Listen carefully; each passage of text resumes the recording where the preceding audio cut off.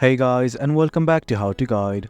In this tutorial, we're gonna look at how to change the category of the post once you have posted it in Craigslist. Now let's begin. Initially, what I would like to do is simply go to my account. The button's right here. I'm just gonna click on it. Well, do note that I have already logged into my account. In case you have not, do log in. Now right here, as you can see, I have posted multiple posts. And let's just say I want to change the category of this advertisement from street stuff to something else. What you need to do is simply hit on the edit button right here. Then a new page will open up. Well, right here you can edit the post, edit images, or simply cancel the edit. What you need to do is simply hit on this edit post button right here.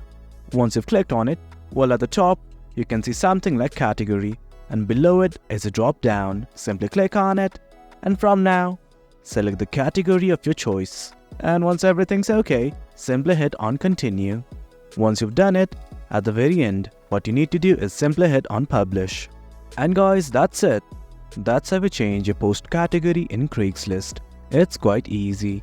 Hope you guys found this video informative, and for more content like this, do remember to hit like, share and subscribe. Your support fuels us. Until next time, thank you.